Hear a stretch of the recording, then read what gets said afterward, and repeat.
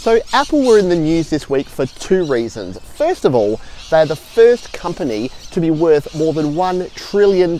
Yes, that's $1 trillion. The second reason that they were in the news is that they actually announced that they would be cutting their affiliate program for the App Store. So for apps and in-app purchases sold in the App Store. So what does that mean for content creators, for app reviewers, and for the general public buying apps? Well, let's take a look. Let's go.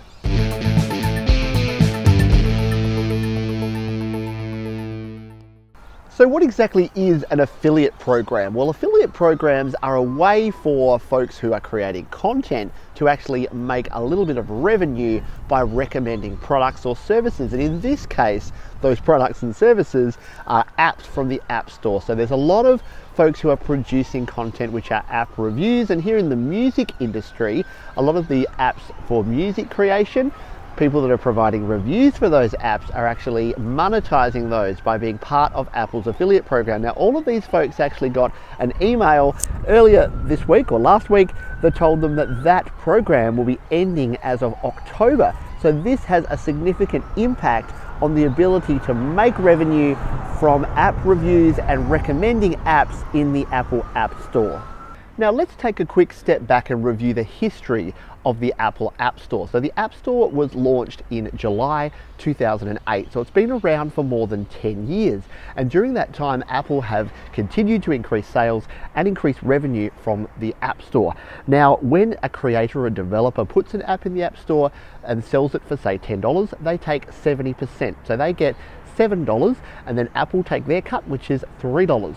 Now, what the affiliate program did is that if someone had recommended that, so someone had written a review and someone clicked through to buy an app from a review, they would get 7%. So they would get 70 cents from that $10 app. Now, recently that was actually reduced to 2.5%. So now they only get 25 cents from that $10 app sale. So Apple had already been showing that they are looking to perhaps reduce and eventually remove the affiliate program, which is what they've now done. So what app creators or what app reviewers are saying is that they are actually helping Apple by reviewing these apps and making customers aware of the apps and increasing their sales. What Apple are now saying is that they have their App Store, they have their discovery process, and they don't need the reviews and the review sites to add to the sales from the App Store. Let's take a look at both sides of this argument. So first of all, for Apple, what have Apple done in this situation? So Apple started having an App Store and they had an affiliate program. So they wanted to build their App Store. They offered that app at 7%. People jumped on board and said, yep, there's a revenue model that I want to do. They then reduced it over time because they said, well, we're making enough revenue, we don't need that big of an affiliate program, and now they've reduced it again. So from an Apple, if you're an Apple shareholder out there right now, you're thinking, well, if Apple are generating revenue through the App Store and people are organically finding the apps through search and discovery, is there really a need for this additional revenue? The other side of it is that how authentic is every review that is being done when there is affiliate revenue at stake? So what do I mean by that? Well, if you are able to generate a price per app purchase, then are you going to only recommend the absolute best apps that you do highly recommend, or are you going to be leaning towards improving your ratings of apps in the hope that people will purchase those apps and that you'll get affiliate revenue? Now, I'm not saying that any or all app reviewers are doing that, but that's definitely one part that needs to be considered here, because to be completely independent, then you need to have no money changing hands. So as soon as there is some sort of affiliate marketing and sponsorship, then there is a bias there. Now, I'm not saying this is a bad thing, because a lot of people use affiliate marketing, and I've started using affiliate marketing through programs like Amazon and others here on Studio Live today. So I would be a super hypocrite if I started pointing fingers and saying, don't do any affiliate marketing. But it's just something that needs to be kept in mind, because a lot of people are getting very emotional about this decision, but at the end of the day, it is a business saying this is the way that we want to go, and they're removing something that they created.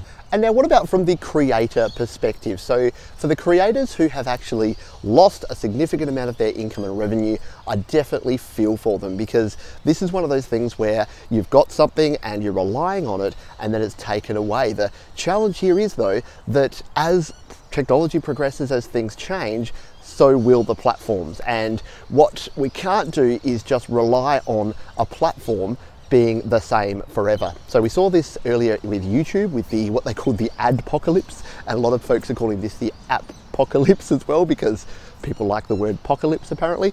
But what that did is that creators that were relying on advertising revenue, a lot of the advertisers pulled out due to some pretty dodgy YouTubers putting some pretty dodgy content out there. So what that meant is that the overall pool of ad revenue reduced, and every YouTube creator suffered through lower ad revenue. Because that is how the majority of YouTube content actually is monetized, through the AdSense revenue. And this is another way, so affiliate marketing is another big way of generating revenue.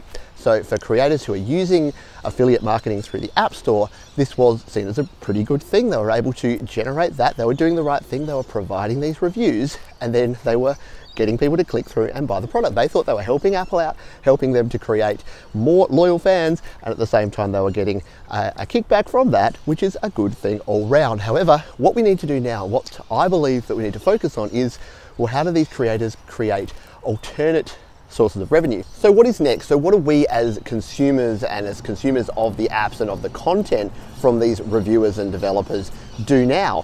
Well, we can support the creators through other means. And once again, I'm not talking about, going out there and feeling pity and giving charity or anything like that. I mean that if they're going to continue creating content, we need to support that through watching the content, through subscribing to their YouTube channels, through reading their websites. And if there's advertisers that are relevant to what you are looking for, then supporting that channel through utilizing the products and services that are advertised there, because that is going to help good quality creators continue to create good quality content. So what do you think? Are Apple within their rights as a publicly listed company to do what they want and to remove an affiliate program if they so choose? Or should they be doing more for the creators who are helping drive traffic and make sales for their apps? I'd love to hear what you think. Let me know in the comments down below, and I'll see you on the next video. Hey, thanks again for watching. We've got another 2 videos linked down below which you can check out. You can also subscribe to the channel by clicking on the Studio Live Today icon, or head on over to studiolivetoday.com for more audio goodness.